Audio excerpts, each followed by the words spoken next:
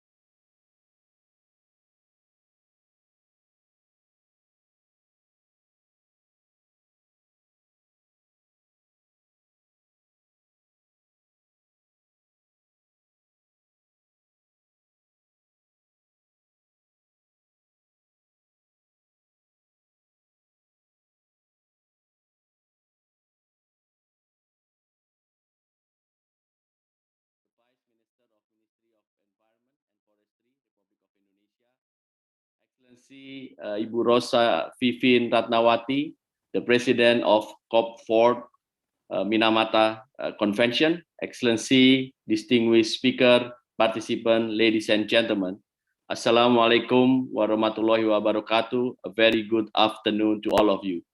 On behalf of the Ministry of Foreign Affairs of the Republic of Indonesia, I wish to welcome all resource persons and participants to this webinar in combating Mercury illegal trade, which is a collaboration between the Ministry of Foreign Affairs and the Ministry of Environment and Forestry in anticipation of the fourth conference of parties of the Minamata Convention. I also would like to convey my appreciation to the Ministry of Environment and Forestry of Indonesia in making this collaboration a success, and we are looking forward to more future cooperation, in particular to ensure successful convening of the fourth COP of the Minamata Convention. Excellencies, ladies and gentlemen, the selected topic is timely as it captures one of the most pressing global issues in Mercury, namely its illegal trade. Statistics from UNEP show us that the trend is increasing. Over 50% of mercury used in artisanal and small gold mining is obtained illegally. The hike in gold prices has somewhat triggered more demands, especially in this pandemic time, which in turn lead to ESGM escalation. It generates 30 million US dollar annually across the world, centered in Sub-Saharan Africa, Southeast Asia, and South America.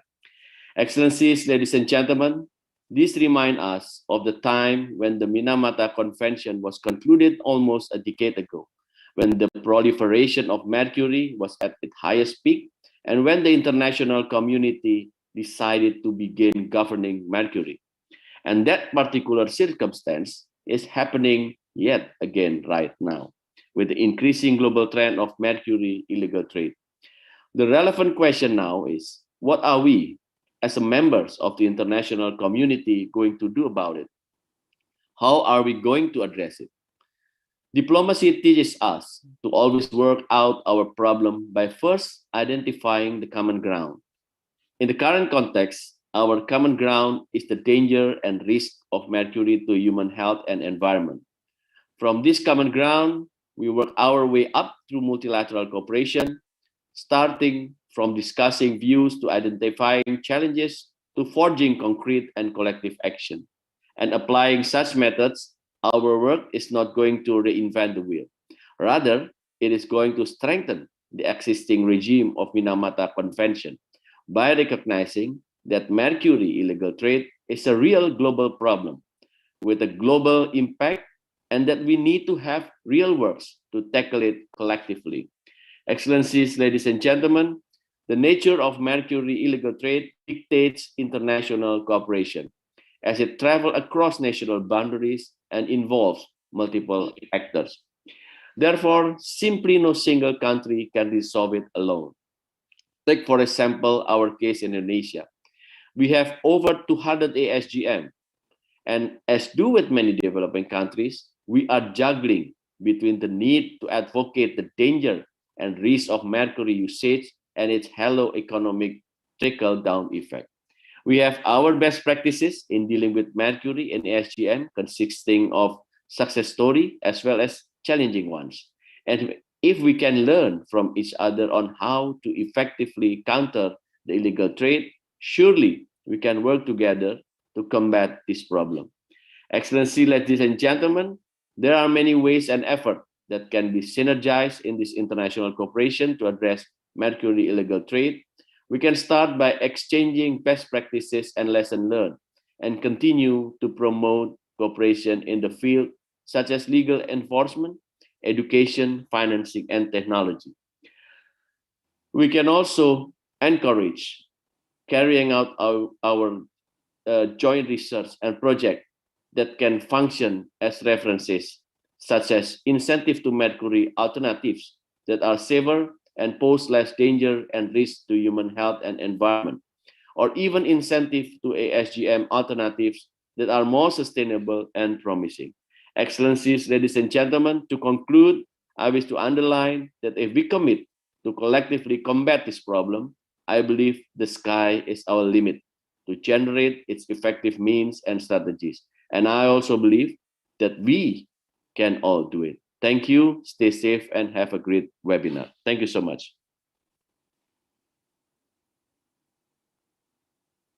During the general remarks.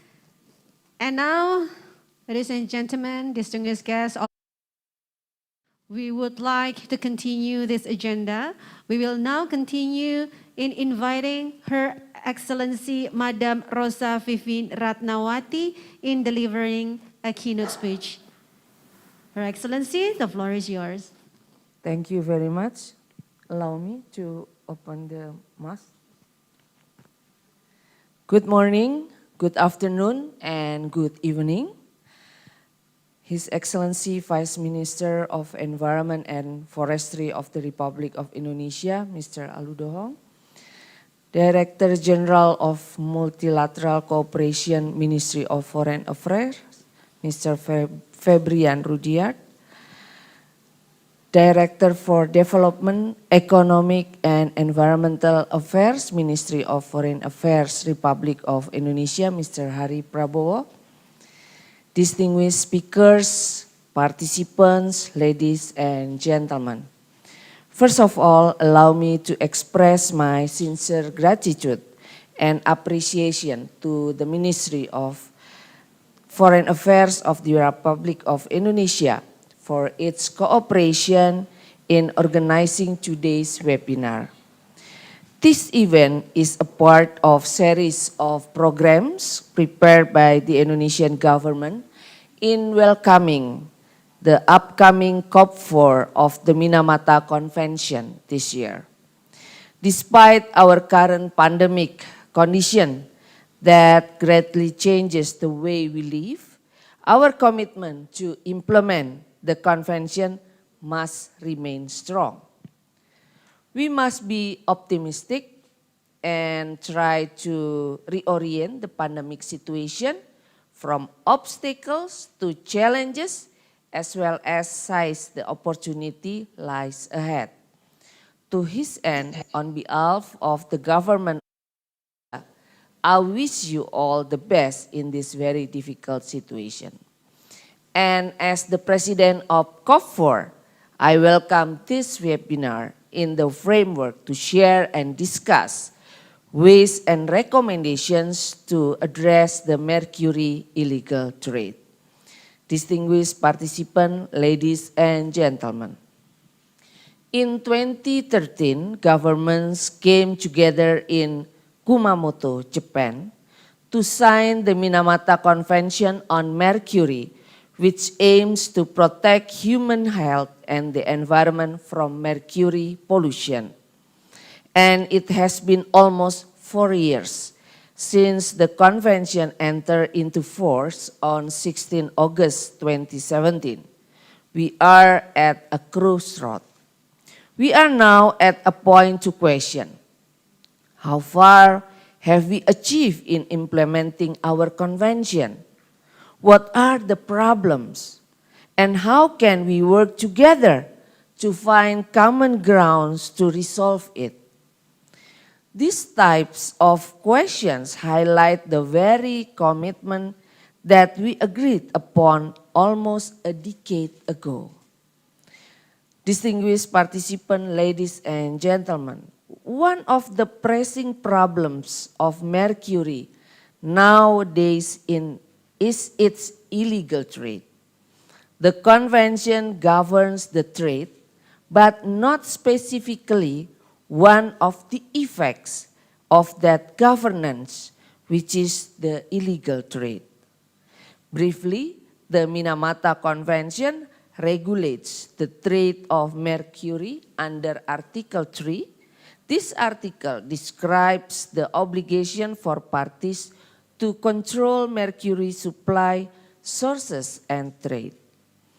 By ratifying the Minamata Convention, parties have committed not to open any new mercury mines, phasing out existing mines within 15 years and not to export mercury unless the importing country provides a written consent. Article 3 also specifies the trade producers between parties. This article governs mercury trade under 3 scenarios, namely between parties, from party to non-party, and from non-party to party. These scenarios mandate written consent and specific requirements in terms of environmentally sound interim storage, final disposal, and mercury sources. Parties, non-parties should ensure that the mercury is not from primary mercury mining or decommissioning chlor-alkali facilities. Nevertheless, it's worth to note that once again, the Minamata Convention doesn't explicitly regulate the illegal trade of mercury. Ladies and gentlemen, the UNEP releases a report on the global illegal trade in chemicals last year, and one of them is on mercury. Mr. Febrian Rudiat already mentioned this, and according to the report, roughly half of all mercury used in artisanal and small-scale gold mining, or we call it ASGM, is traded illegally, some of which are easily accessible on the online market. The increasing extensive use of mercury, especially in ASGM, in the last decade has been a serious concern among the parties. The irresponsible use of mercury has the potential to contaminate all components of the ecosystem and causes various human health problems. Parties, especially developing country parties and parties with economies in transition, face several challenges to reduce the illegal trade of mercury. Some of them are enforcement of regulations, absence of an integrated mercury trade database, and lack of knowledge and technical resources to detect and identify prohibited chemicals and counterfeit containers. There has to be something that the international community can do to address this globally. Ladies and gentlemen, given the current condition, there is a need to strengthen global awareness and commitments through cooperation in combating the illegal trade of mercury in terms of prevention, supervision, and enforcement. As one of the affected parties, Indonesia views the need to address this global problem urgently. As COP4 president, I believe that the upcoming COP4 will be the perfect moment to show our political commitment to combat illegal trade of mercury. The commitment will further reinforce the collaboration that has been forged under the Minamata Convention and send positive signals to the world that at its young age, the Minamata Convention is adaptive in responding to global challenges. Ladies and gentlemen, to conclude, this webinar is an important forum to strengthen the capacities of countries in the effective management of mercury. It is my fervent expectation that all participants will have a fruitful discussion in this webinar. Thus, provide effective contribution in managing the mercury issue to support the implementation of convention. And lastly, I hope we can all meet again at the upcoming COP4 and stay safe during this difficult time. Together, let's make Mercury a history. Thank you.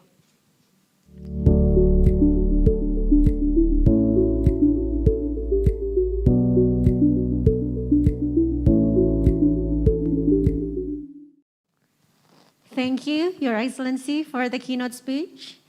Madam Rosa Vivin Ratnawati, thank you very much for the optimistic keynote speech. And now, ladies and gentlemen, let me invite the next one, His Excellency Mr. Alwi Dohong, Vice Minister for Environment and Forestry of the Republic of Indonesia, to officially open the webinar. Your Excellency, the floor is yours. Thank you.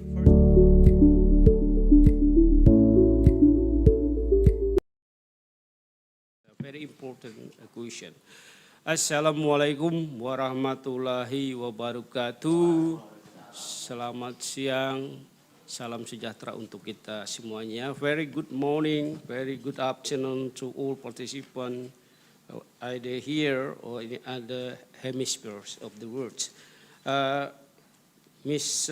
Rosa Vivin Ratnawati, as a president for the fourth conference of parties of Minamata Convention, Mr. Febrian Rudiat, as a Director General of Multilateral Cooperation in the Ministry of Foreign Affairs, Mr. Hari Prabowo, Director of Development, Economics and Environmental Affairs, Ministry of Foreign Affairs, Excellencies, distinguished speakers, participants, ladies and gentlemen. First of all, please allow me to welcome all participants, speakers, and moderators in this international webinar entitled Combating Mercury Illegal Trade. I sincerely hope and pray that you are all in a very good condition, and may we all be given strength and patience in this very difficult situation due to pandemic COVID-19. Ladies and gentlemen, I'm not going to give a very long and tedious remarks today, as I do believe that is the job of the panelists later on in the seminar to say so. We are here gathering in this afternoon or in the morning in the other northern hemisphere because we have something in common. That is the rise of mercury illegal trade, and we need to address them seriously and collectively in real collective action.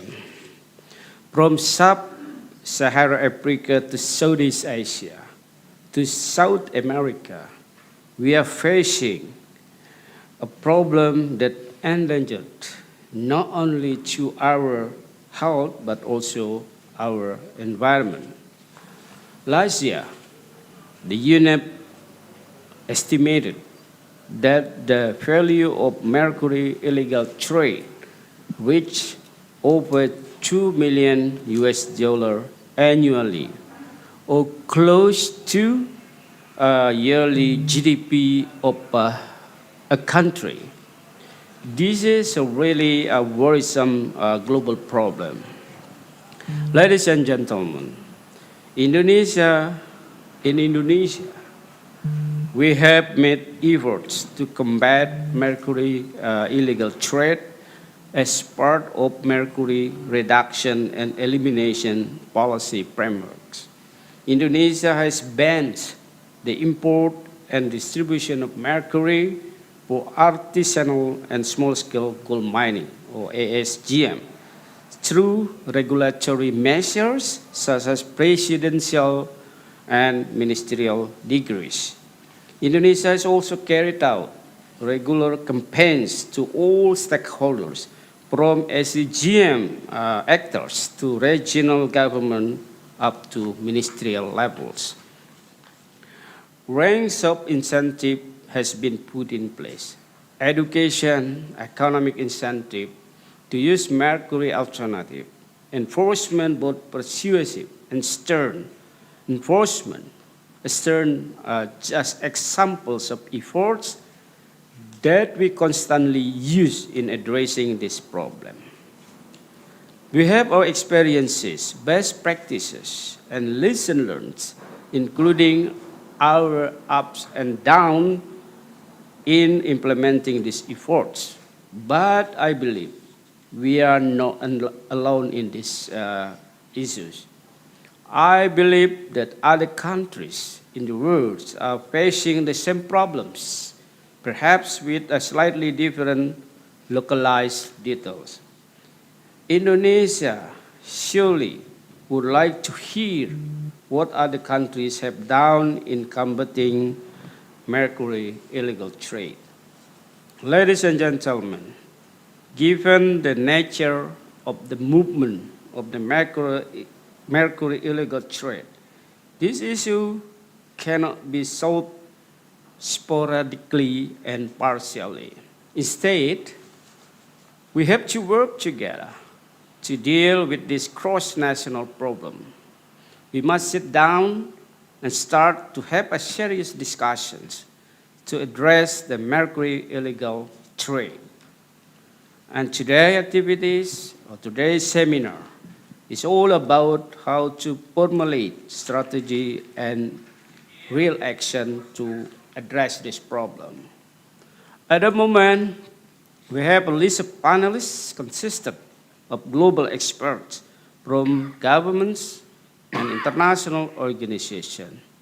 Let us capitalize the existing knowledge, expertise, experiences, so as we can come up with a positive seminar result and recommendation. As a government, let us share our experiences. Again, best practices and lessons learned to cope with these global issues. And hopefully, in the end, we can find some common grounds on how to move forward in addressing the Mercury illegal trade globally. Ladies and gentlemen, to conclude, I would like to thank all speakers, participants, and moderators, and all parties who have supported this event, including not limited to the Minister of Foreign Affairs of the Republic of Indonesia.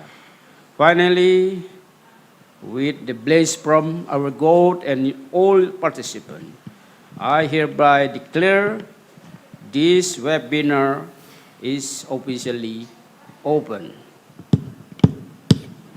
Thanks very much. Wassalamualaikum warahmatullahi wabarakatuh.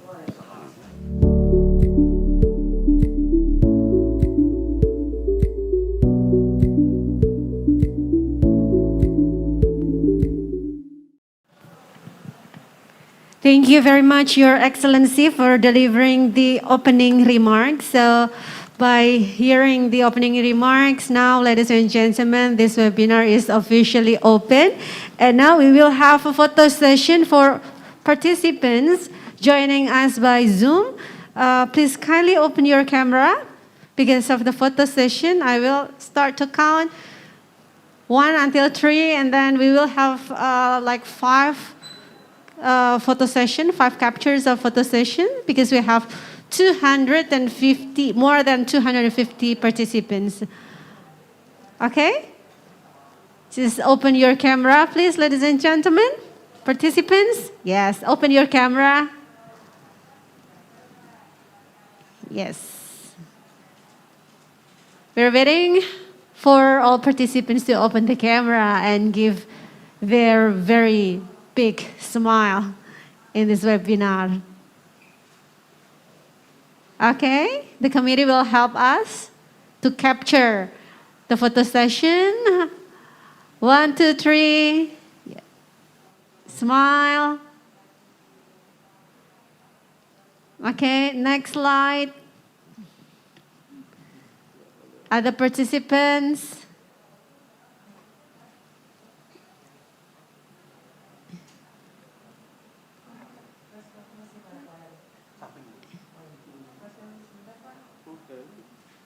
Okay.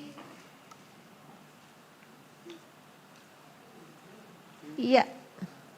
Next one. Okay, open the camera.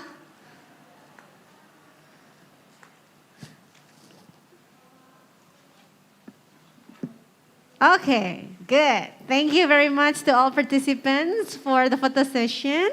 So now, ladies and gentlemen, we will go to the next one that is joining discussion. Okay, we'll have a break for a while. Thank you very much for distinguished guests for the opening remarks.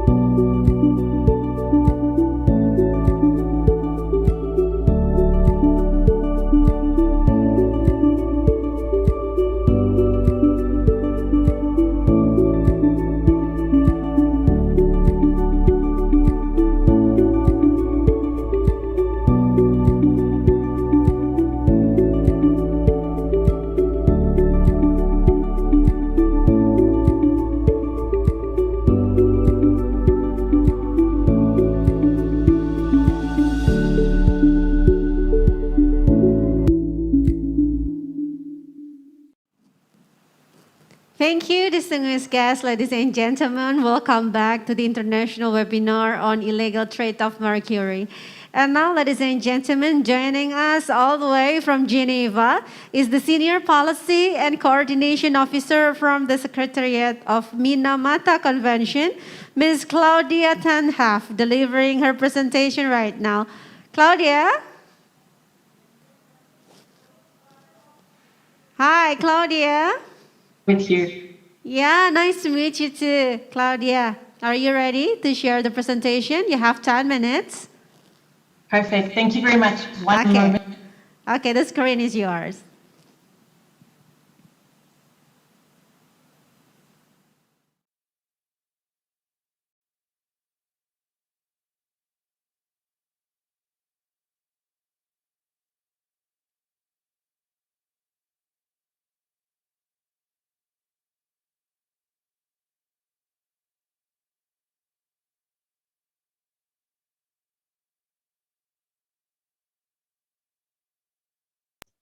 There we go. I hope you can see the screen well.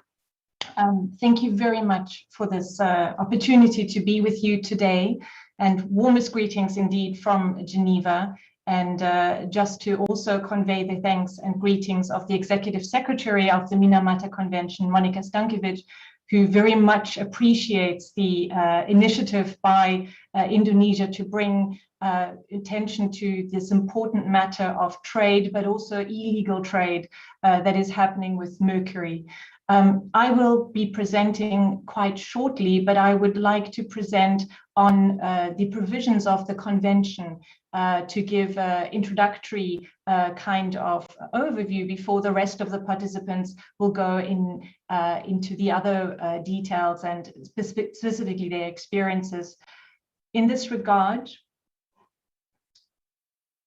I would like to, in a way, start with what I call the take-home messages that I would like to leave with you, which is that, firstly, trade does not occur in a vacuum, and therefore it is such a complex matter to come to grips with. And we are not surprised to see that parties all over the global family of Minamata are looking at this issue closely and are finding challenges and are needing to redouble their efforts in this way.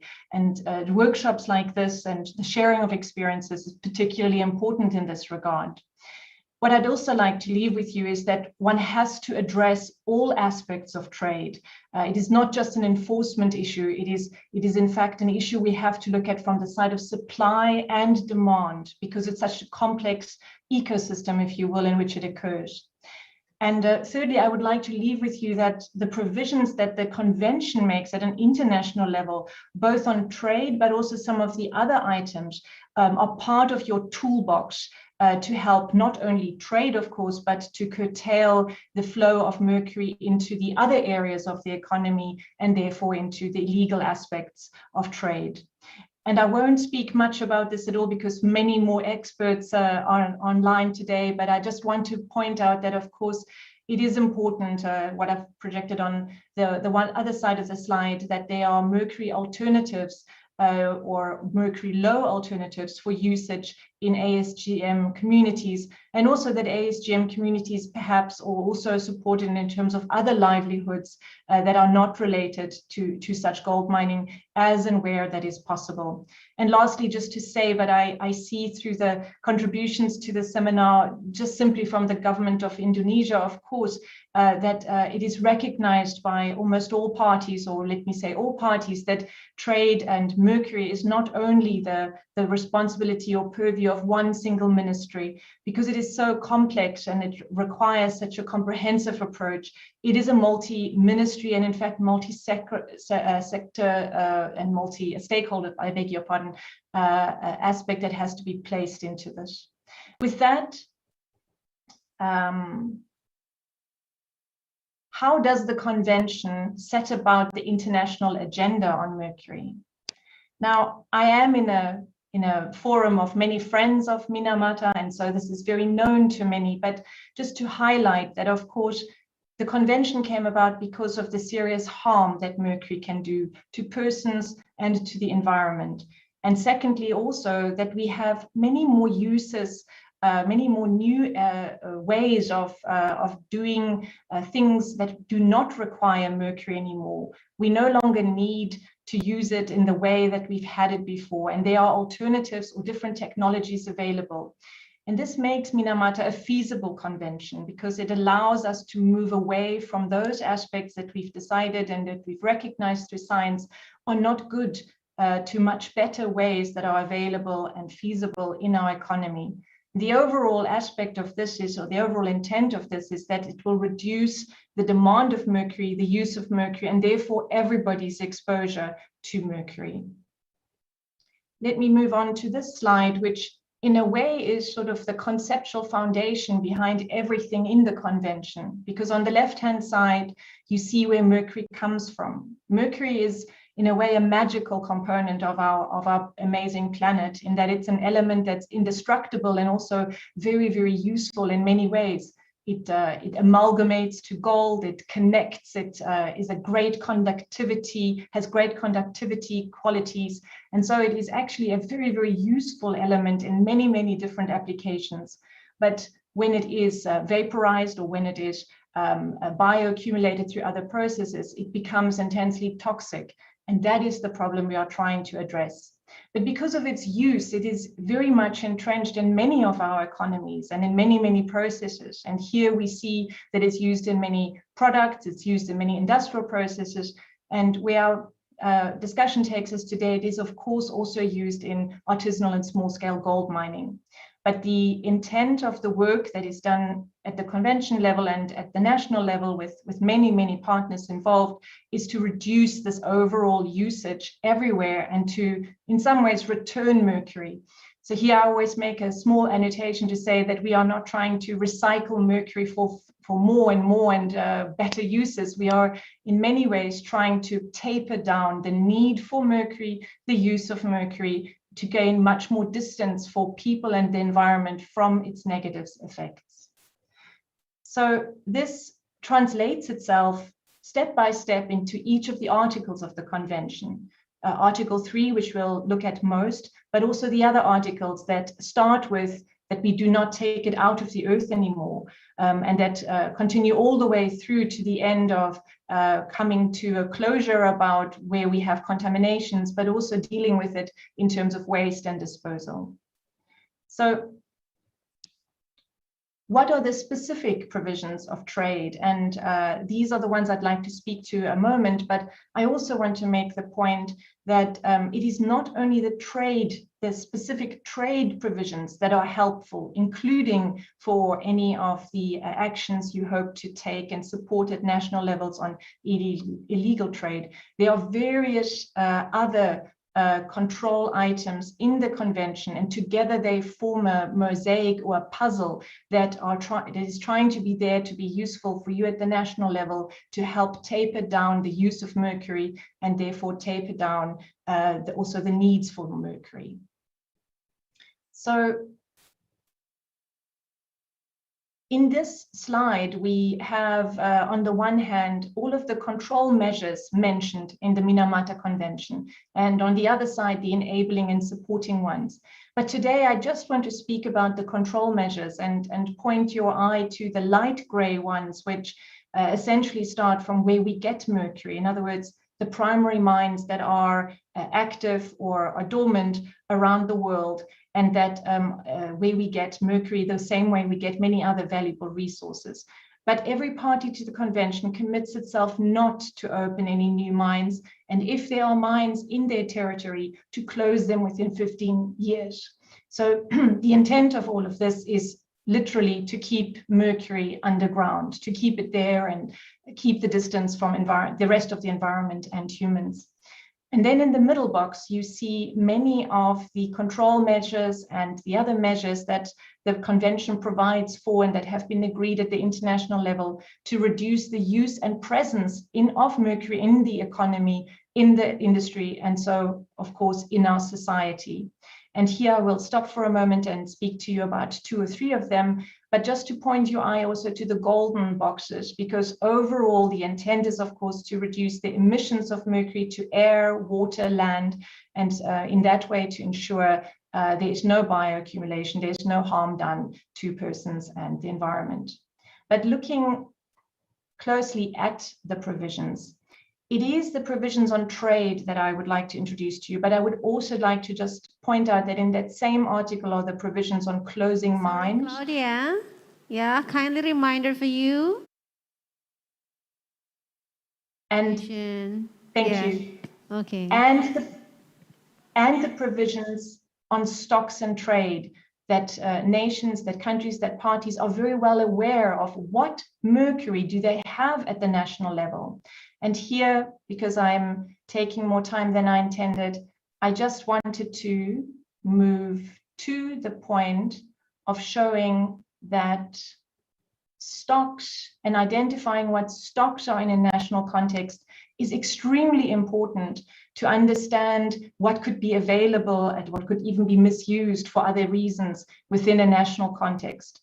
And the guidance has been provided by the COP on this, and all parties report on the stocks and also supply sources of further mercury on every 2 years. So let me just point out here that stocks could be held by mercury traders, by mines, by industrial facilities, by government institutions, by production facilities of mercury added products. And let me also say that, of course, mercury being a natural element is often part of other forms of mining, and therefore mercury can also be produced as a byproduct. In other words, it's not necessarily coming from a primary mine, but from other mines. My point with this is to make it very clear that there are many places mercury can come from, and that all of those need to be looked at very carefully by any national government in terms of its own territory, because by becoming a party of the Minamata Convention, the party takes on the responsibility of that mercury in its territory, but also to look at mercury that comes from outside its territory if it does not have any containing in its own national borders. But as I've come out of time, I will leave the rest of the slides with the organizers to distribute to you as needed, to tell you exactly how we do the trade-related provisions, which is on a consent-based basis. And just to say that all parties are reporting on all of the efforts they have done. And I would like to stop here just to make the comment that Indonesia has been an excellent partner both in terms of the Secretariat and the preparations of the COP, of course, but more so in terms of the global community and the very, very complicated and therefore challenging task of implementing all of the convention provisions. With this, I would like to wish you the very, very best for this webinar, and I look forward to learning from many of you as well, of course. But just to say our very big congratulations to you to this webinar and to your very, very earnest intent and your commitment to this topic. Thank you very much.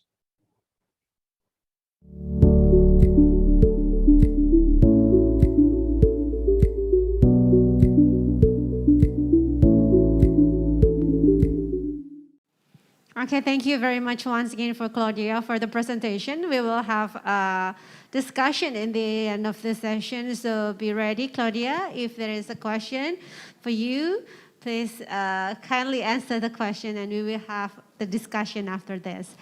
Okay, after hearing the presentation from Claudia, ladies and gentlemen, let us now continue the next presentation from Senior Scientific Officer from the National Environment Agency's Pollution Control Division of Singapore, Ms. Felicia Lim. The screen.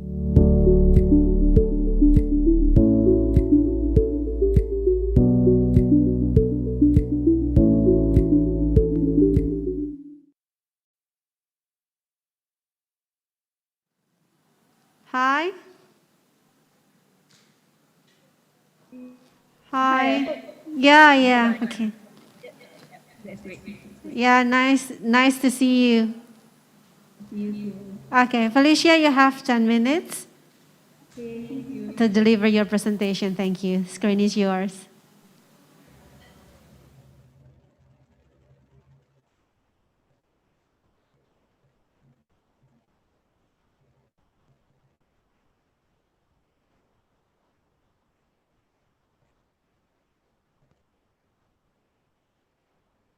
Okay, thank you.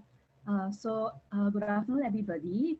I'm Felicia from the National Environment Agency of Singapore.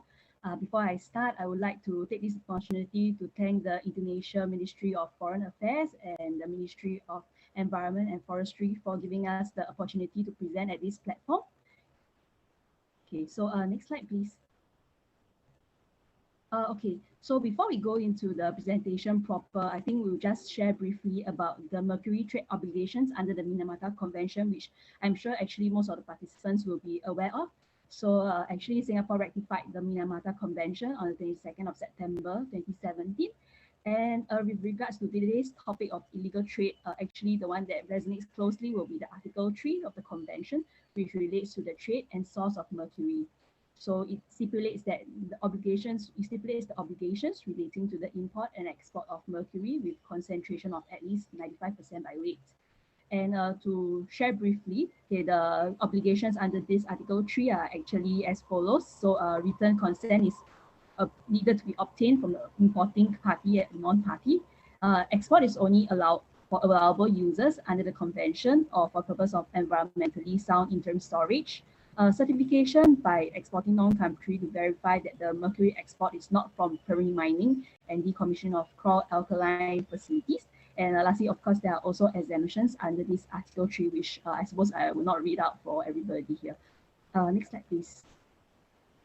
Okay, so now we go into the domestic control measures that we undertake in Singapore. So Singapore actually regulates mercury as a hazardous substance, or short form is HS, under the Environmental Protection and Management Act and also the Environmental Protection and Management Hazardous Substance Regulations. So if a company wants to import, export, store or use mercury in Singapore, they actually have to get a hazardous substance license, which is issued by the Chemical Control and Management Department of the National Environment Agency, where I'm from. And as part of the licensing conditions, companies dealing with mercury have to put in place safe handling and pollution abatement measures, such as GHS hazard labeling, spill containment, and preparing an emergency response plan. And next slide, please. So to comply with the Minamata Convention's obligations, we actually leverage on our HS licensing regime. And for example, we will seek consent from importing countries and verify the source and application of the mercury prior to their exports. And on top of that, we have also prohibited the manufacture, import, and export of mercury-added products in Annex A of the Convention since 1st Jan 2020, unless they fall under the allowable applications under the Convention. And in addition, Singapore also prohibits the import of mercury for use in R&D activities, leading to new product processes that proliferate the use of mercury or mercury compounds. And also, we have prohibited the import of mercury for re-export to other countries for artisanal and small-scale gold mining activities.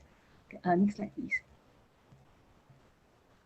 Okay, so to be fair, actually, we don't have a lot of experience with illegal mercury trade, but we do have a case that we would like to share with everybody. So currently, the Minamata Convention actually does not have a framework to address illegal mercury trade.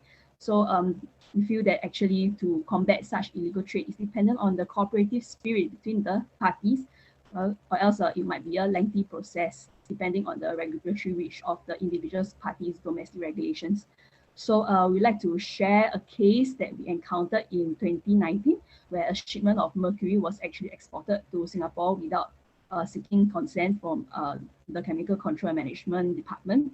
So just briefly, the exporting country, so we actually approached the exporting country to inform them of this shipment of mercury. They actually were very cooperative. They acknowledged that it was an oversight, that they did not seek consent from Singapore, and they agreed to accept the shipment back. However, at that point, the country was unable to get the shipping company to take back the shipment due to the lack of legislative powers. So to facilitate the return, Singapore actually evoked its own local regulations to direct the shipping company to re-export the mercury shipment back to the exporting country. We also took enforcement action against the shipping country for importing mercury without a valid hazardous substance license.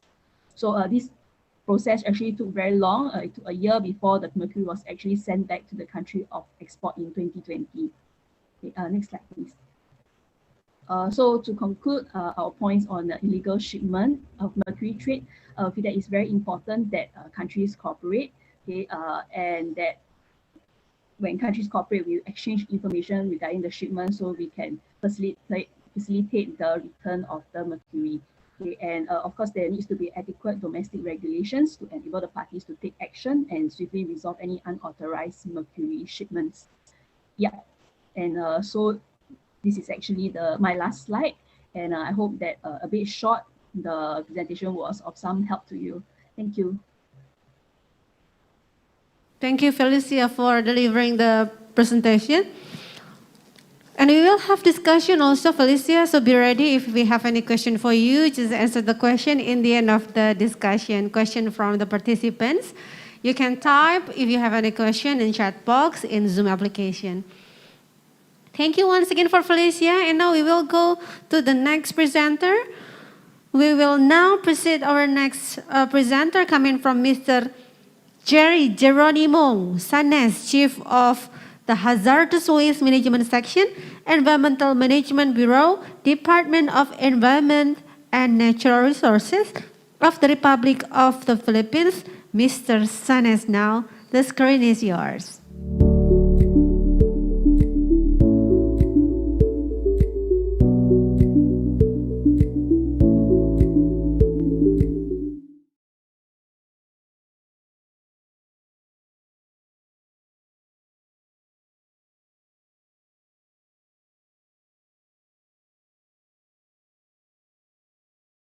I'll be sharing with you how the Philippines combat mercury illegal trade. Then we have these enabling laws, rules, and regulations, and the multilateral environmental agreements that address mercury illegal trade. So we have these, we have not changed yet our old good Republic Act 6969, which is on the Toxic Substances and Hazardous and Nuclear Waste Control Act of 1990, and it talks about the management of the chemicals and hazardous waste in all its life cycle, from generation, transportation, treatment, storage, and disposal. Now, this is the policy statement. It should regulate the importation, manufacture, and measures of in the Philippines, including the entry and even in transit, as well as the storage and disposal of hazardous wastes into the country for whatever purposes. 2 years after the issuance of our law, so there's distinction between chemicals and waste. So the major titles of these rules and regulation are titles 2 and 3. So title 2 focus on chemicals regulation, while title 3 on the regulation of all hazardous wastes. Now, we have recently, 3 years ago, shall I say, 2 years ago, we have amended our chemical control order for mercury and compounds that will regulate and restricts the importation, manufacture, and use and distribution of mercury compounds and mercury added product and their storage. Actually, we have this is a revision of our 1997-38. So that is the 38 rules and regulation issued in 1997. So therefore, before Minamata Convention, we have already instituted our control measures on the use of mercury. So for this revision, we still have this allowable use of mercury and compounds in laboratory and research work. Some mercury-added products and mercury used in the processes like for civil protection and military use, research laboratory, and where no feasible mercury alternatives for replacement is available for switch cathode fluorescent lamps and external fluorescent. Vaccines containing thiomersal as preservatives. Now, the schedule of the phase out of mercury-added products is scheduled by next year. And most of these, in this revised chemical control order, we have adopted the Annex A of the Minamata Convention in relation to mercury-added products. Now, with regard when this chemical becomes waste, so we have this DAO 2013-22 or the revised procedures and standards on the management of hazardous waste. And we have established the registration procedure for waste generators, transporters, and TSD facilities or the treatment, storage, and disposal facilities. And we have also institutionalized our rules and regulations in relation to importation of recyclable materials containing hazardous substances and the export of hazardous wastes. Now we have classified, we have 13 classifications of hazardous waste in the Philippines, and mercury waste will fall under D. With waste with inorganic chemical with the specific waste number of D407, and we have set the TCLP level or it is considered waste containing mercury if the leachable concentration will be greater than 0.1 milligrams per liter. Now, these are the key players in hazardous waste in the Philippines. So we have the generators, we have the transporters, and we have the treatment storage and the facilities. And we're the regulatory agency, the Environmental Management Bureau. And this is, we have established this tracking in tracking the movements of hazardous waste. And basically, in our office, in our bureau, we are paperless, and since the pandemic last year, and we can track the movement of all hazardous waste in the Philippines just accessing our online system. Now, in the tracking, so all companies are required to register within the company registration system, and then they are required through the client.emb.gov.ph/CRS. Then the step 2 is to access the hwms.emb.gov.ph, and this is our hazardous waste online system. So they need to register within our system. And then clients or part of our tracking and is the reports that we have consolidated and that can be found in our website, which is www.emb.gov.ph, and then you just access environmental statistics, and all information on the movements of hazardous waste, and including mercury, will be found. Then, of course, we are a party to the Basel Convention, and likewise with the Minamata Convention, when we ratified the convention of June last year, and the instrument of ratification was submitted in July.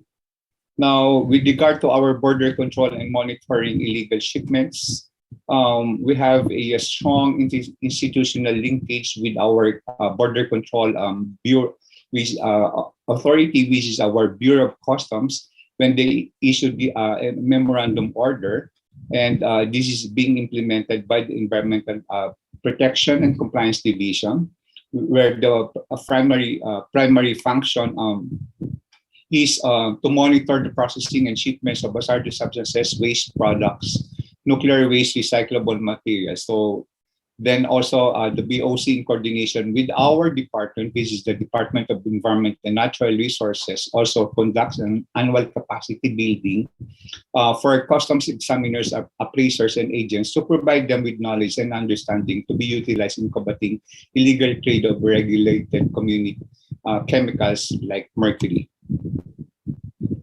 Okay, and then our current issues and challenges in tracking or combating illegal trade of mercury is when this mercury comes into, well, if it is added into the product and misdeclared in its importation. So we have a strong link also with our civil society organization, particularly the Eco Waste Coalition, where they are the one that help us a lot in the monitoring of these products containing mercury.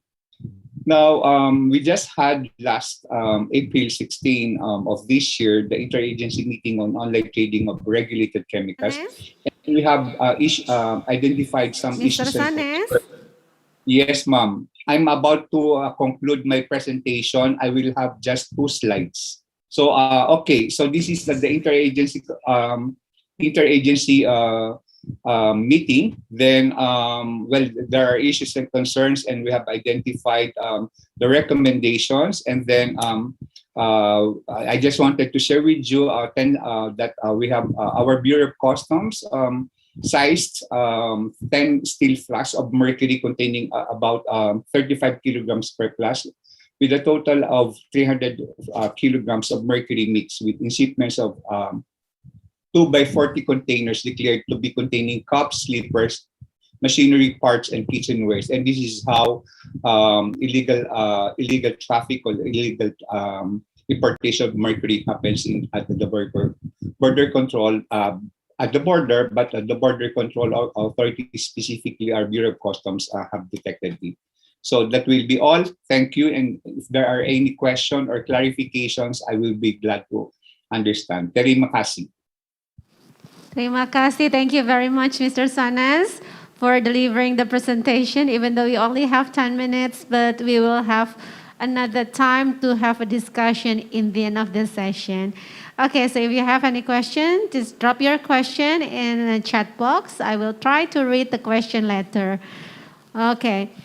Ladies and gentlemen, let me continue our agenda for today. We will have another presentation from Ms. Baik Dewi Krisnayanti, National Project Manager, Gold Ismia, UNDP Indonesia. Ms. Dewi.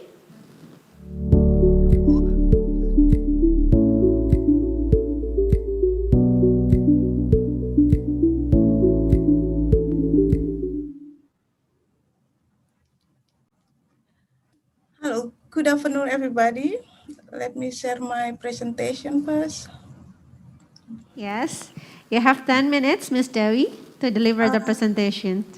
Okay, the presentation is shared by the committee or me? Okay, then. Thank you. Okay, thank you and good afternoon, everybody. Today I would like to share a lesson learned on the impact of combating illegal trade at Gold Ismia project site. Next, please.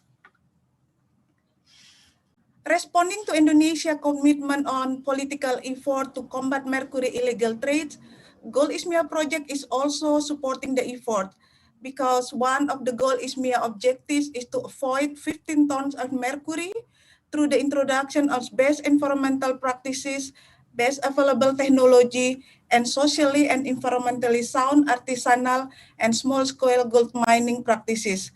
The objective definitely cannot be achieved if the mercury illegal trade is not combated. The project is initiated together by UNDP and the government Indonesia, which is the Ministry of Environment and Forestry, and also National Agency for Technology Assessment and Application, which is BPPT. It has been sponsored by Global Environmental Facility from 2018 to 2023. Its implementing partner, which is KLAK dan BPT, is involved as one of the responsible party to assure non-mercury technology is being applied by the ISGM community. Next slide, please.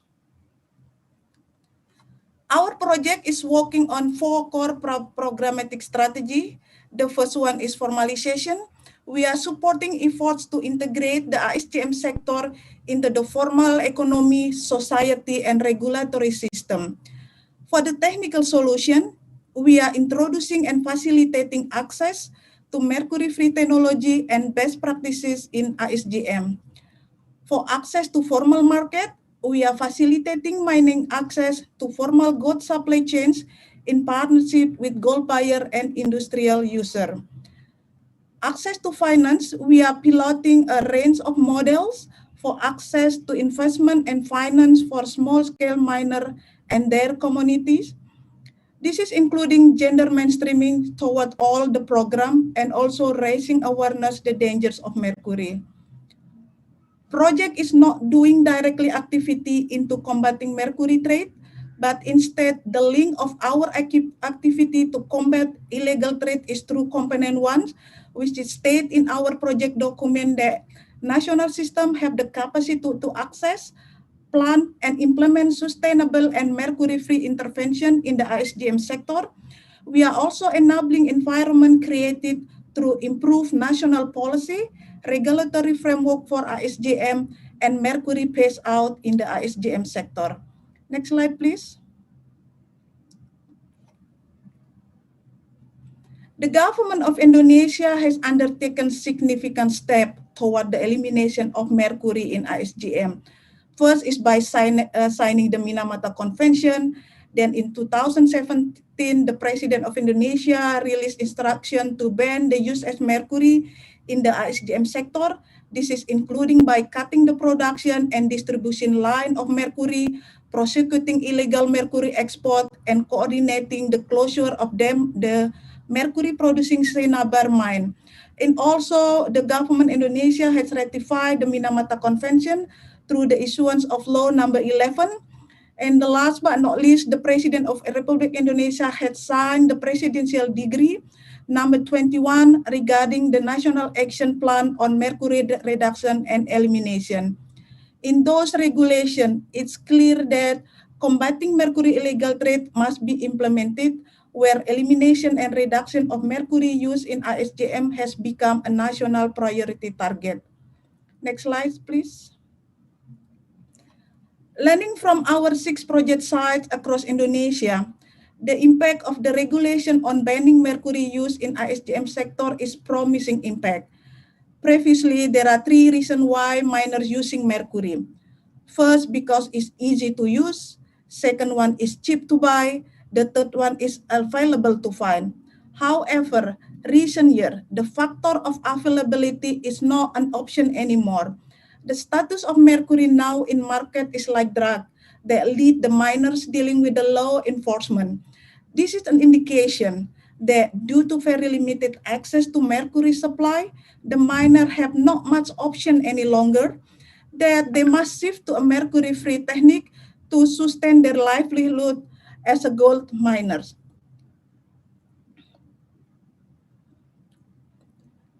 From the 3 project sites that have implemented leaching system, it can be calculated that mercury avoided loss to environment from this site in 2019 is around 2.7 ton, and in 2020 is around 4.5 ton.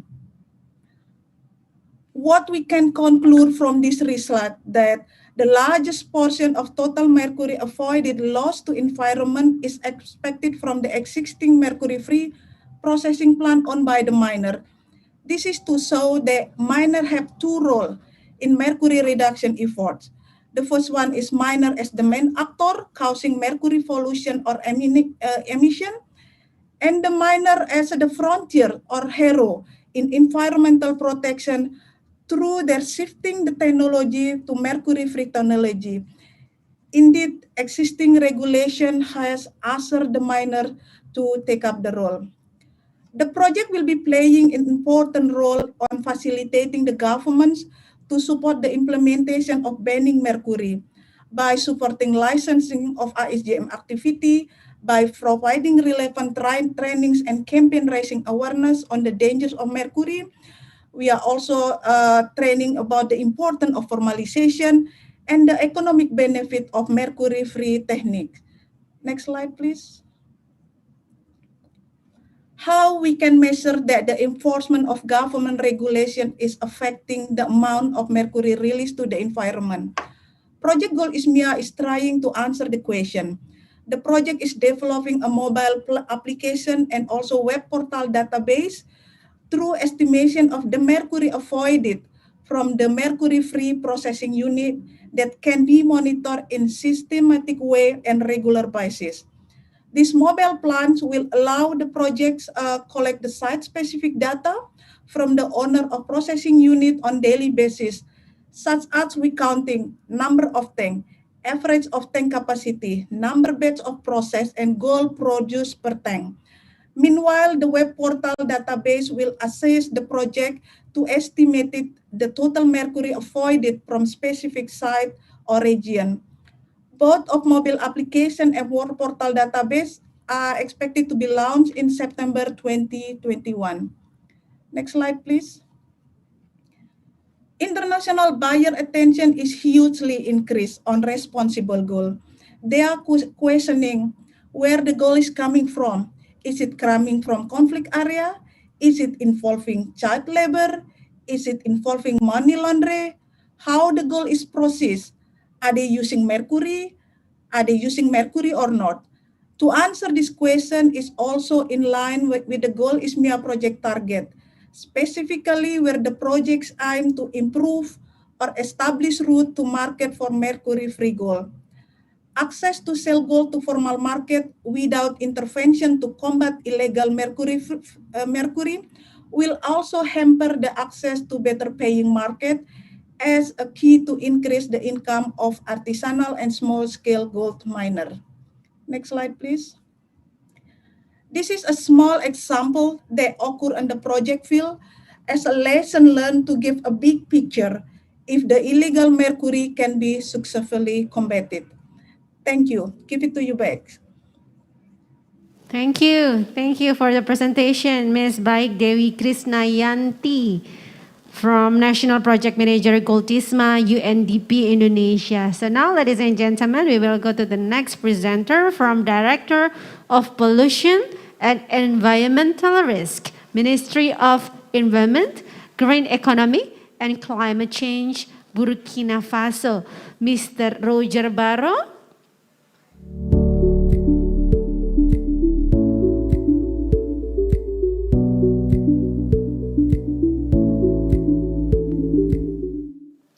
Hello? Hello, can you hear me? Mr. Barro? Mr. Barro, can you hear me? Yes.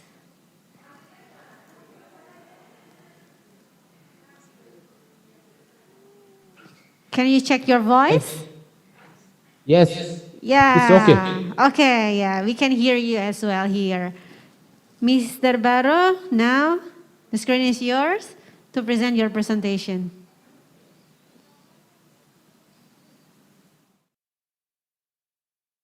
Thank you. Ladies and gentlemen, it's a real pleasure for me to present, to be a panelist on this international webinar. Slide, please. I will present Burkina Faso experience, best practices, and lessons learned in combating mercury illegal trade. slides. My content will be done on this with this plan: introduction, mercury flow, lesson learned, good practice, difficulties and challenges, recommendation. Next. I want to say in Africa, the mercury use and trade pattern in sub-Saharan African have so far been difficult to assess by traditional statistic-based methods. Artisanal and small-scale mining represent about 80% of the total mercury demand in the region. A revaluated estimate of total mercury demand for ICGM in the region is 200 than 400 metric tons per year. The total number of miners involved in ICGM in sub-Saharan Africa is estimated to 57 million. Next. In Burkina Faso, ICGM has existed since 15th century with a boom in 28. In our country, in 3rd region, 12 regions are concerned by ICGM. And ICGM sector is growing in Burkina Faso because we are more than 400 active seats. And mercury gold ratio is 1.57. If you want to get 1 gram of gold, you may use 1.50 gram of mercury. And per year, we use 78 tons of mercury per year, according to our National Action Plan 2020. And we have around more than 100 employed in mercury in ICGM sector. Next. Next. This increase of ICGM is widespread in South Africa and also in Burkina Faso. The causes are well known. Instantaneous case for money, draft episode during drought season, deterioration of social, political, and economic condition, soaring price of ounce of gold, because we have an increase of ounce of gold since 2007 and now. ICGM grow in Africa and with a significant use of mercury. Where does this mercury come from? How is distributed? What are the lessons learned for its control? Next. Mercury flow in African region, we can say that for Africa, we have 3 major hubs for mercury trade in our region. We have Togo, we have Kenya, we have South Africa, and also Sudan. Next. On this map, you can see the mercury flow in Africa. So mercury come to Africa, Togo. It comes from Turkey, China, Singapore, Indonesia, and Mexico. So any mercury directly from Africa, they come from another country. Next. And here we have the ton mercury used by here. We can see Burkina Faso is in the top 4 countries use mercury. First, we are Sudan, Ghana, Tanzania, and Burkina Faso. That is a mercury use. Next. In our country, Burkina Faso, some study says that Burkina Faso is largely responsible for illegal mercury trade in West Africa, because mercury arrived illegally in Burkina Faso mainly by land from the port of Lomé in Togo and from Ghana. Ounce is enter Burkina, it spreads within the country to the various ICGM seats and between seats and other countries, Cote d'Ivoire, Niger, Senegal, Guinea, and Mali. This illegal trade of mercury is linked to the trade of gold from ICGM, which is not controlled by official buying and selling point. Next. On this map, you can see the mercury domestic market flow. So mercury enter in Burkina Faso from Togo and Ghana, and it distributed inside the country and outside the country to Niger, Mali, and Guinea. And we can see also mercury enter in our country from Cote d'Ivoire, Niger, and Ghana. This is a secondary flow, but the principal is go to the country from Burkina Faso. Next. In Burkina Faso, mercury is supplied in small quantity down to 10 grams to minute by small mercury trader. The trader typically buy one or few flags, by sometimes only few flags. In many cases, the mercury is supplied by the financier or site owner to the miner working on the site. Large and large-scale gold producers are reported to supply or sell mercury to arsenal mining in exchange for gold. In all ICGM set, mercury is sold in shops selling mining equipment by imported trader of mining equipment. Next. Here we have the contribution of mercury emission on discharge. We can see that ICGM sector is the most contributor, 48%. Next. Here we are also, the graphic we show the importation of mercury in our country. But we can say that since 2018, no official import mercury into Burkina Faso. We don't enregister any import of mercury in Burkina Faso. In the same time, we are using a lot of mercury. Total official import is the country in mercury trade and mercury consumption for ICGM in South Africa. In Africa, we can see that we import the average net import is 171. Show that the registered tribune, the country is a region with no less than 3 tons. If you compare, we don't have more than 3 tons import in the country in Africa officially. But in the same time, for example, Kenya didn't register any import during 2010, 2015, and the total registered import to Kenya for this period is 40 tons. So during the same period, partner country outside the region is export. So this quantity is illegal. Next. We can have a mapping, the mapping of the actor. For the mercury trade, we have some actor, mercury seller, both wholesaler are retailer. They have greatest power to influence illegal control. We have also national and local control structure. We influence is considered to be mixed. We have local elected or national elected officials represent the population. Their influence varies from collaboration to neutrality in Burkina. Next. But in conclusion, we can say that counter manager, mercury seller, and artisan mining are nowadays the most influential actor fueling the illegal mercury trade. So if you want to do something to combat this illegal mercury trade, you have first to address counter manager, mercury seller, and artisan mining. Next. In our country, we have a general direction for environment preservation, who is control. We check all importing of chemical substance, and this direction is ensures the coordination and monitoring of Minamata Convention, Rotterdam, Stockholm, and Basel.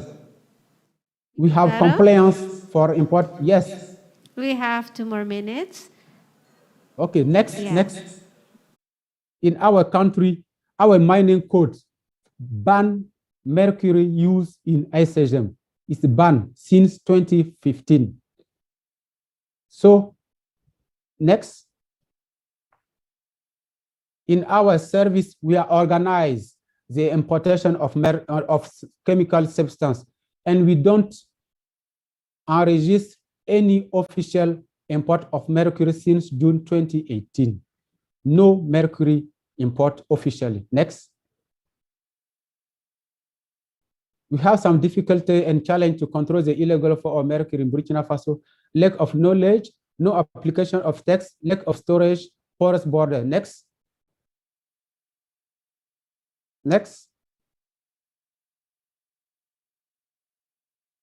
Therefore, additional effort are need. you must human resource for reinforcement for anti-fraud brigade, capacity building for police and custom officer on mercury detection equipment, logistics for law enforcement, inspection mission on state level. Next, to finish. We have some recommendation. First, harmonize the border control mechanism for mercury with a close cooperation between current countries. Have technical means and mechanisms to identify the way taken by smugglers. Organize ICGM with mining cooperative for centralized signage processing. We have one example in our country with animals. Promote using of mercury-free method, example of project planet goal. Elaborate and implement national action plan to resume mercury use in ICGM. Our country have adopted its national action plan, and we normally in 2019, we don't have use mercury in ICGM in Burkina Faso. Implement the mercury ban provision in ICGM, raise awareness and train actors on the risk associated with the use of mercury. Next. We have, thank you for your kind attention. Thank you. Thank you, Mr. Baro, for delivering the presentation. The next one, we will have a discussion session. So if you have any questions to participants, you might drop your questions in chat box. And then if you have any question to all speakers, you may be able to type your question there. Okay? So thank you. Now, thank you, Mr. Baro, for delivering the presentation. And now we are going to the next presenter, ladies and gentlemen. The next presenter, I would like to invite Mr. Arturo Gavilan.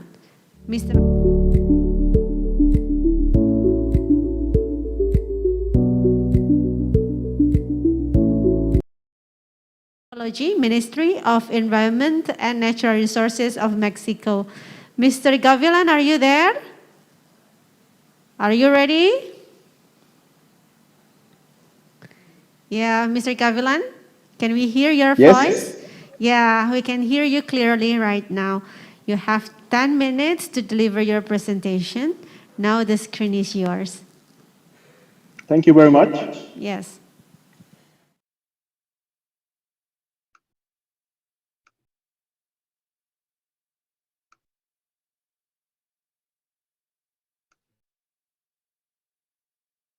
Do you see my presentation? Sorry. Already. Yes. Can you see my slides? Yes. Okay. Well, thank you again, Madam Moderator. I just want to thank the government of the Republic of Indonesia for the invitation, and particularly to the Ministry of Foreign Affairs and the Ministry of Environment and Forestry. I'm going to show a very quick presentation about the situation of Mexico and the points of view we have about solving the illegal trade problem of mercury. First of all, I want to mention that Mexico is located in the North American region, and since the starting of our country as a Spanish colony and then as independent nation, we were always related to mining activities in the country, particularly for silver production, and mercury was used in our country since the original communities for several religious and processing activities, and after that for the processing of silver. So many of the cities in the country grew up as part of mining activity. So the problem of eliminating the use of mercury, it's also very related to the activities of the people. So we have to consider that there is not only a question of regulating elimination, it's also an issue of people and their way of living. In this slide, I can show you some of the main activities Mexico has done for the issue of mercury. We have several inventories previously to the starting of the Minamata Convention. We had several mines in the country that were used, some of them, as I mentioned before, since the original communities times before the 1500s, and those mines are open and closed depending on the different conditions on market, costs, and different situations during the time. So, as mentioned before by other speakers, this is a matter of demand. So we will see this issue of demand along my presentation. After the starting of the Minamata Convention, Mexico started to see a growing in the production of mercury, particularly primary mercury, from one specific site of the country. I'm going to go deeper a little bit later on that.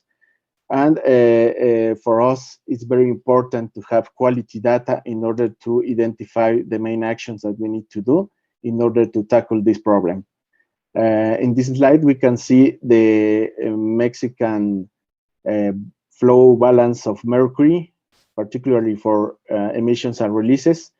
We prepared this as part of the Minamata initial assessment that was prepared with support from the Secretariat and the UNEP.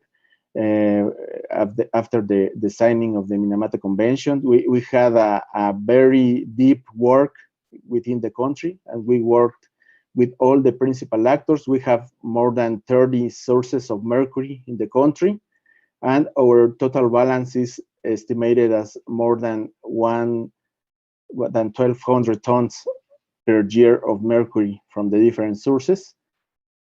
Particularly, we are talking about primary production of mercury that is used in the country and also is exported to other countries for gold mining activities, particularly in the South American region. As we can move in this presentation, we identified that we have more than 800 tons of mercury produced by primary mines. Most of them are located in the state of Querétaro, Mexico, particularly in 4 municipalities. And most of the actions we are developing are focusing in this area. Here we can see a map where we locate the different the mercury deposits we have in the country. But as I said before, most of the activity is located in the central part of the country in Mexico. This is another map where we can see just a very simple view of the different active mines we have in the country. And in this slide, I can show you just the main information of this activity. We have more than 60 mines actively working in the area. 14 of these mines have high production rates, and the others are, even that are open, many of them have very, very little mercury production. We have accounted for more than 100 miners in the area, which means more than 100 families also that have no other ways of support. So this is a very important issue when we are talking about eliminating this activity. In this slide, we can see that we have different numbers about the emissions, releases to water, soil, and as I said before, we have more than 800 tons of mercury produced by these mines every year, and most of it is exported to other countries. It's important to mention that to track the flows is very difficult, particularly when we are talking about illegal flows. So in this slide, I just want to show that between 2015 and 2020, the official data is being reduced and the illegal numbers are growing at the same rates. In this other slide, we can see a chart directly prepared with data from the Customs Office in Mexico. And we can see that since 2015 to 2020, the records are reducing very importantly, but the production is still the same in this slide and in this other slide. I just want to mention that we have also worked with the governments of other countries in the region, and we are trying to track the illegal flows of mercury in Latin America. Particularly, it's important to mention that we have used the numbers of gold production and then go back and estimate the amount of mercury used. And as we can see, we are talking about the same orders of magnitude, almost 800 tons of mercury that are used for production of gold in different countries in the Latin American region. And how to tackle this problem? We have to solve the demand of mercury, eliminate the social problems, create national capacities and enforcement. And for that, the government of Mexico, working with the UN, with UNEP, we are working in 4 projects. One related to the artisanal small-scale gold mining production in the country. The second one is related to assessing the livelihood alternatives for communities in mercury primary mining areas. The third project is related to chloralkali production plants, about changing of technologies. And the last project is related to work with other countries in the GRULAC region for tackling regional trade and illegal flows of mercury.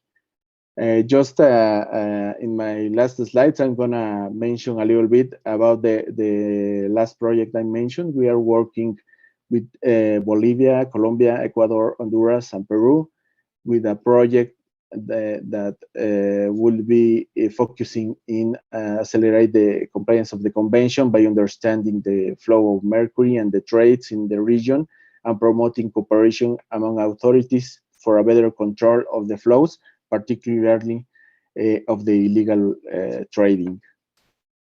This project has 4 components.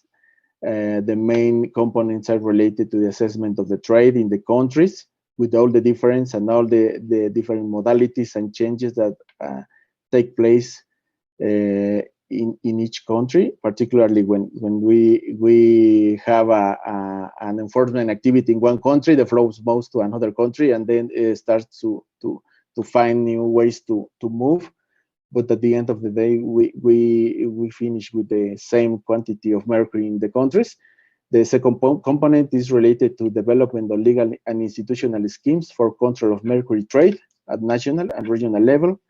And the third component is about regional cooperation on trade, and it also considers the development of informatic systems and communication ways to have a quick communication among authorities, particularly in customs offices. And I want to thank all of you for this time, and I will be able for questions a little bit later. Thank you very much. Yeah, thank you very much, Mr. Gavilan, for delivering the presentation. Thank you. Thank you to all speakers for the presentations. Now we will go to the joint discussion. We have some questions in the chat box. But before we go into the chat box, I have a question for Claudia as a representative of Minamata Secretariat. Claudia? Yeah, can you hear me, Claudia? Are you still there? Yes, of course. Yeah, It's been okay. marvelous. Yes. Okay. Claudia, my question, with the current phenomena in the increasing number of mercury illegal trade, what is your recommendation to handle this issue that we can implement to many countries, not just Indonesia? This is maybe the key question, and I think there are more than one answer to this. I think I heard very many of the aspects I would mention here. The one is cooperation. The one is to be able to share experiences. And sometimes when we share experiences, it's not only to see what's the same, but also to see what's different. In other words, to compare and contrast.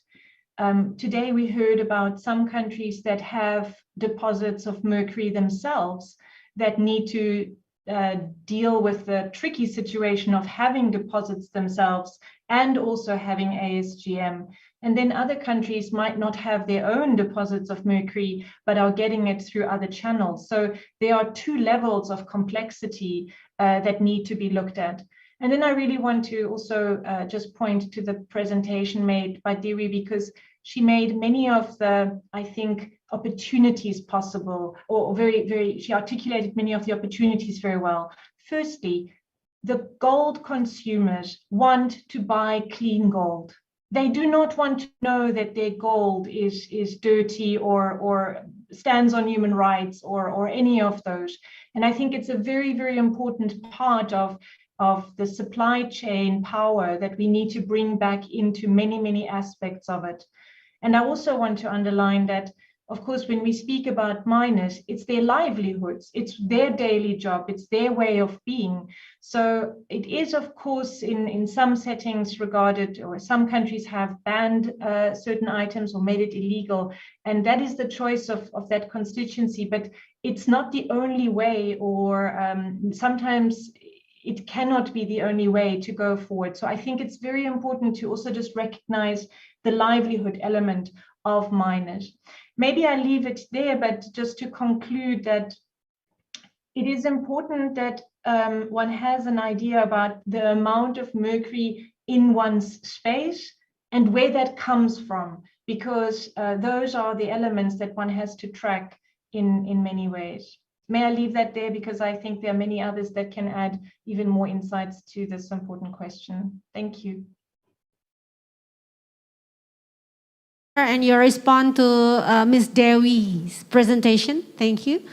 And actually, I have another question coming from participants. So I will try to address the question from participants in a chat box. The question is coming from Hari Susanto from Jakarta Regional Government, Indonesia. The question will be given to all speakers. The question number one is, what are the instruments for monitoring and controlling of mercury pollution in national or regional? So that is question number one. What are the instruments for monitoring and controlling of mercury pollution?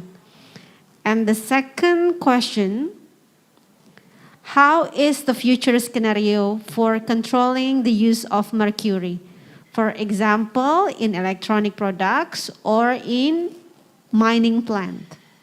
And actually there is 3 questions, but I wonder if all participants will be, I wonder if all speakers will answer the questions after my question right now, or I will read all the questions.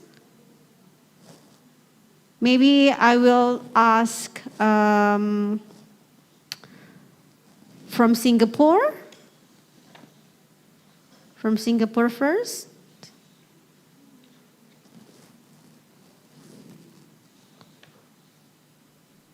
Hello. Felicia? Hi. Yeah. Yeah, we have. By Mr. Hari. Yeah, Felicia? Can you get the point of my questions from Hari Susanto? Yeah, look at the chat box. Okay, for monitoring, actually, like we get the factories to install equipment to monitor. And I mean, Singapore is a small country, so we don't have national or regional. Yeah. For the rest, I'm not so sure to reply. Maybe other speakers can share Oh, for yeah. their country. Okay. How about Mr. Gavilan? Do you want to share your answer about instruments for monitoring and controlling mercury pollution? Thank you very much. I think we have to also consider a set of activities or alternatives for doing this.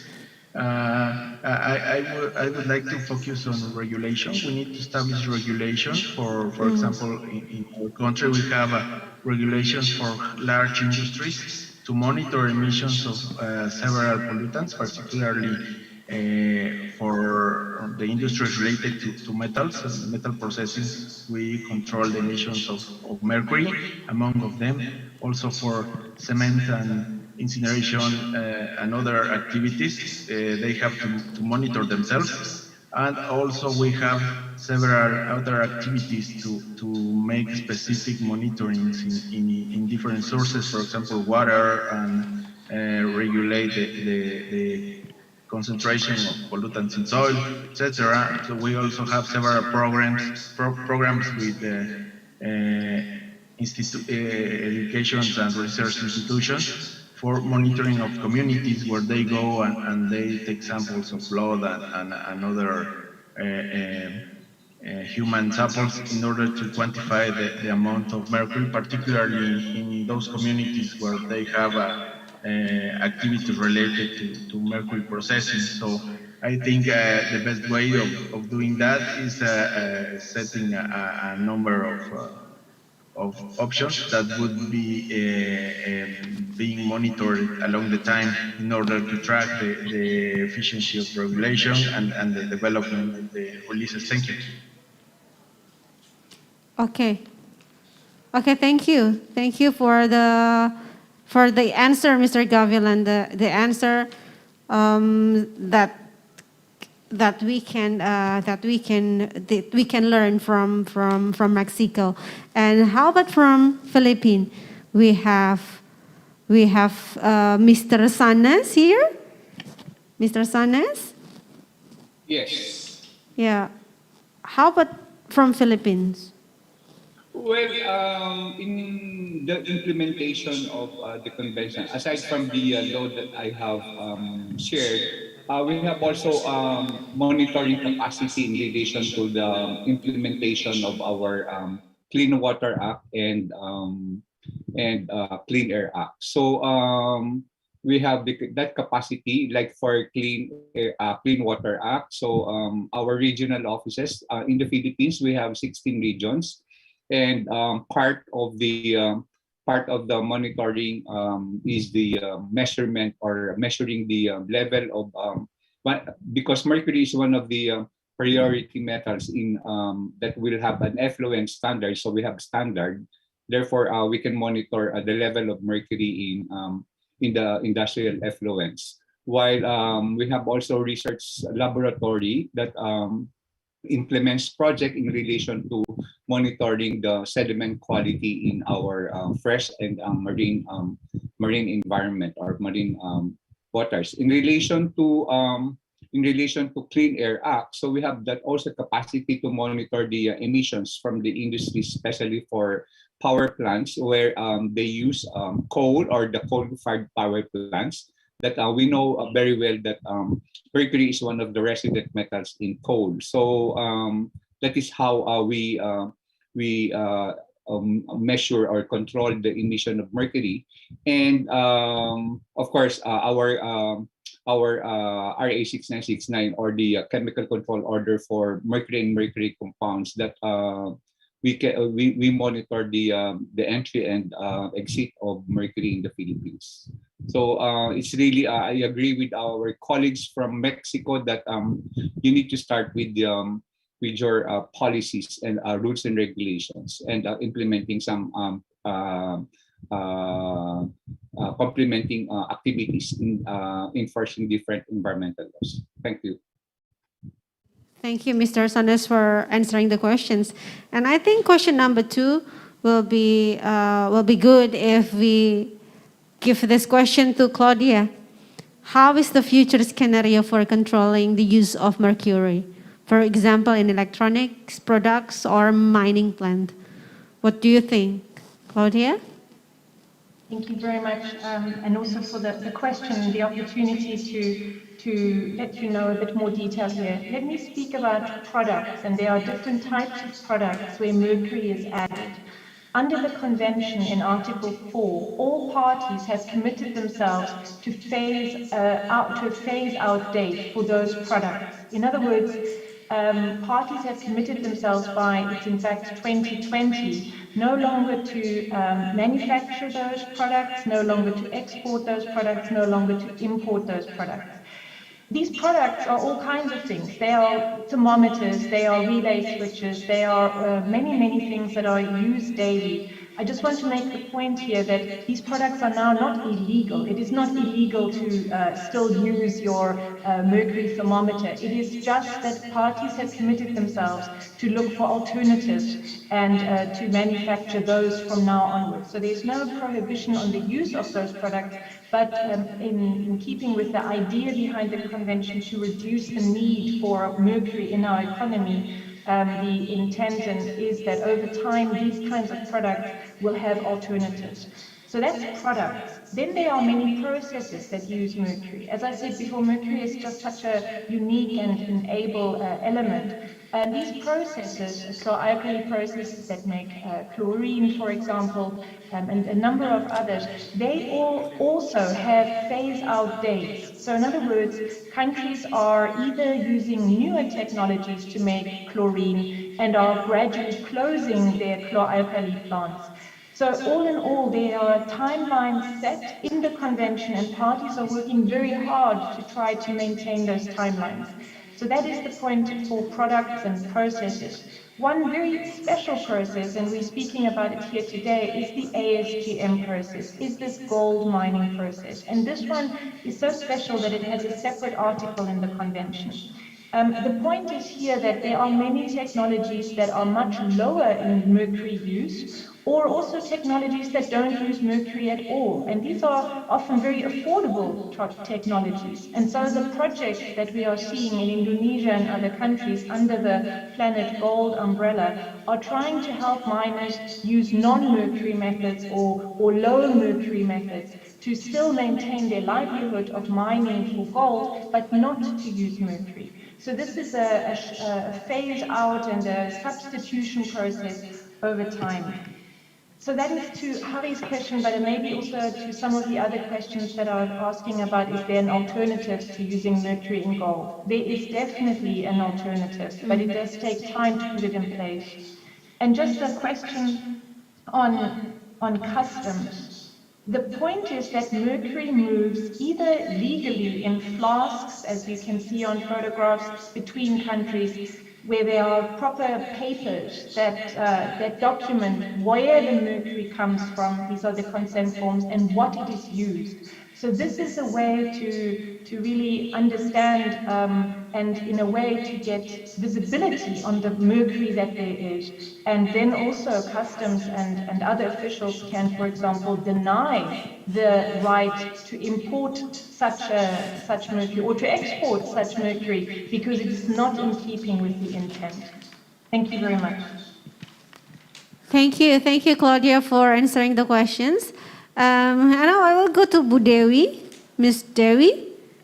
Yeah, Miss Dewi, you have some questions here actually, but maybe the question number 2. How is the future scenario for controlling the use of mercury? Do you want to comment on that questions? Yes, thank you very much. Actually, the future scenario for controlling the use as mercury, specifically because our project in dealing with the mining plants, that we are involving all the miners. This is the scenario that we have to do we're doing it in our project. We are taking the participant of the miner from the basic information. We are training them how to control the use as mercury, or we are not controlling the use of mercury actually in our project. Instead, we are offering the miner for not using the mercury anymore. We are introducing to shifting the technology from mercury to non-mercury. So how to also, when we offering another technology to the miners, we are also inform and train miner how to reduce the pollution from another chemical they use for processing the gold. This is for the example, because if you see that in the mining in Indonesia, mostly they use a leaching system.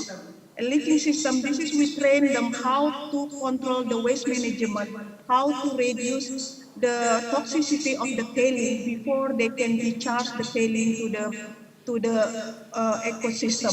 This is part of our training also to the miner to make them understand. The scenario is to make them understand why the impact of the mercury, what is the solution, how they deal with the tailing system in the mining processing plants. That's all from me. Thank you, Ibu Dewi. Okay, so now I will go to Mr. Baro. Mr. Baro? So maybe this is a question number one for you. What are the instruments for monitoring and controlling of mercury pollution in your country? I think that in my country, we have some control mercury pollution because we have an annual monitoring of environmental quality on ICGM 6. And we analyze air quality and water quality. This is done every year. So we are trying to control this. And also during this control, we train miners to how avoid mercury use and how to avoid also to destroy environment.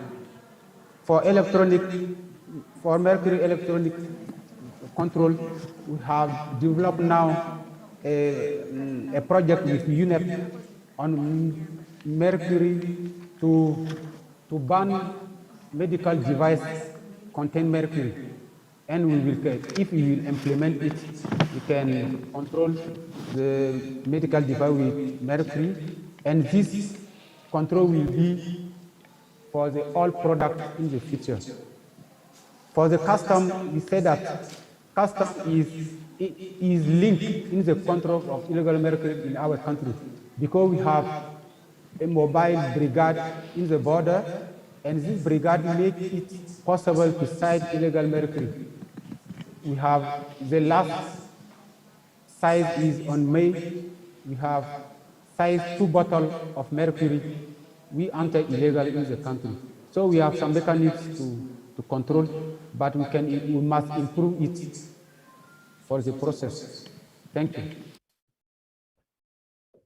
Thank you for answering the questions, Mr. Baro. And now I still will address the question from Pak Hari Susanto, the last one. Maybe Claudia will answer this question. What are the ongoing and future collaboration schemes to monitor mercury pollution and impacts? Thank you very much for this question. May I maybe suggest that that question actually goes to our colleague Ken from UNEP, because I think they have done a lot of work in terms of the work there. But if he is not able to unmute himself, then I shall take it, if you don't mind. It's just my colleague has been doing a lot of good work in that regard. Yeah. Kenneth? So, Mr. Kenneth is supposed to be here, but since we cannot... Yes, I'm here. Oh yeah, Kenneth, you're there. Okay. Kenneth, regarding the questions from participants, Kenneth. Yeah, we're now in... It would be my pleasure to, for one thing, to address the question of monitoring. I'm happy to do that. I think that this topic and helping us understand the progress that we're making. And we do have in the Global Mercury Partnership, a partnership area on the fate and transport of mercury. And this partnership area contains scientists, but also representatives of government and civil society who are working on things like modeling atmospheric circulation of mercury, measuring air concentrations of mercury. So this partnership group is a good way to build collaboration on mercury monitoring, and it's something that we're trying to get more detailed information on, particularly on in the area of artisanal and small scale gold mining.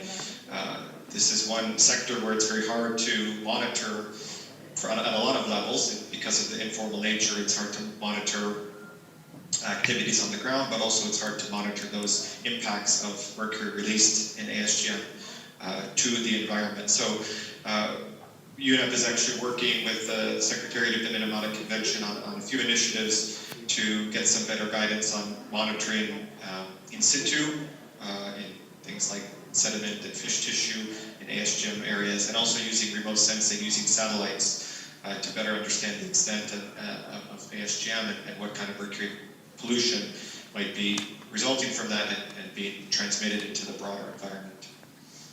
So that's my answer on mercury monitoring, but I do stress that this is a key issue if we really want to be able to assess the progress that we all want to make here. Thank you. Okay, thank you. Thank you, Kenneth, for your answer about the mercury monitoring pollutions. And Kenneth actually is one of our speakers as well. Mr. Kenneth Davis, Head of Knowledge and Risk Unit at UNEP Chemicals and Health Branch. So, distinguished guests, ladies and gentlemen, we are now at the end of our discussion right now. I really hope that this discussion will enrich your knowledge and broaden your horizon, and also can serve as references for forming the best decisions regarding mercury illegal trade. Distinguished guests, ladies and gentlemen, allow me right now to invite Mr. Hari Prabowo, Director for Development, Economic and Environmental Affairs of the Ministry of Foreign Affairs of the Republic of Indonesia. Mr. Hari, the floor is yours.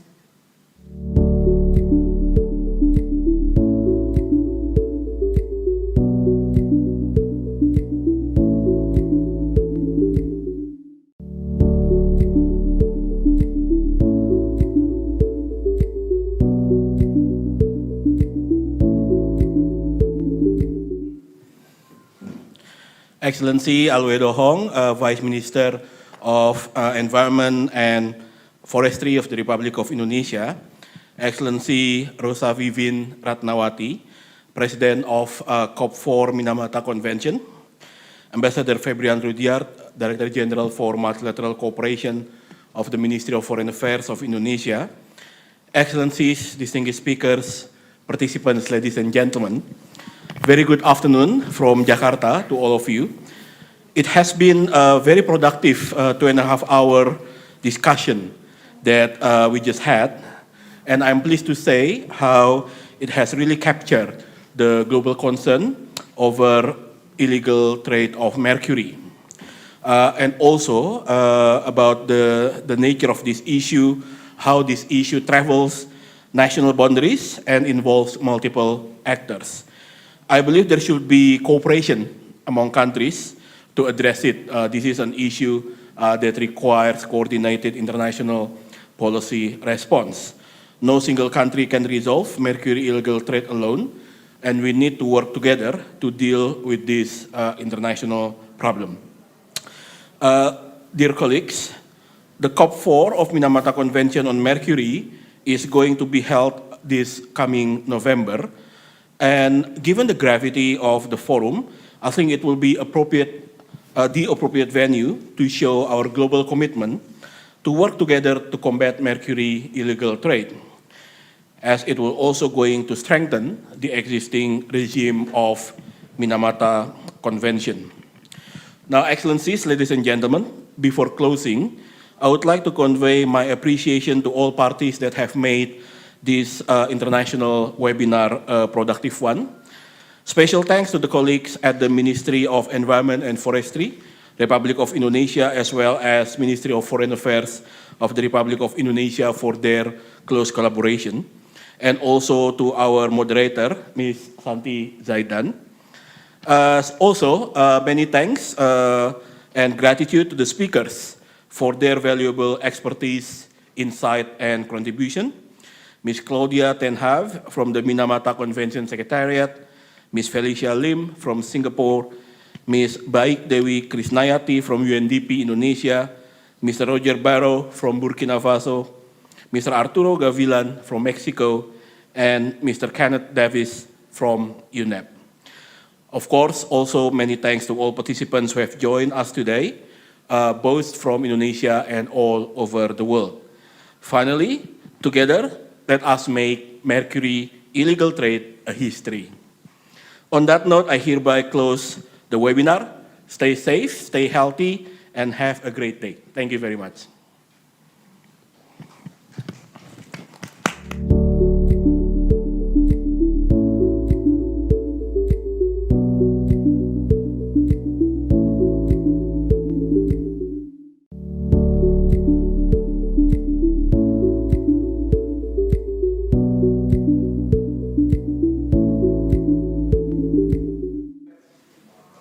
Thank you very much, Mr. Hari, for delivering the closing remarks in this webinar. So, ladies and gentlemen, distinguished guests, all participants, this is the end of our agenda for today. On behalf of the committee, I would like to extend our biggest gratitude for the participants in this webinar, and we would like to extend our apologies for the inconvenience due to the technical difficulties at the beginning. Once again, ladies and gentlemen, thank you very much for your kind participation. And as Mr. Hari mentioned earlier, together, let us make Mercury illegal trade a history. Thank you very much once again. I'm Santi Zaidan. God bless you all.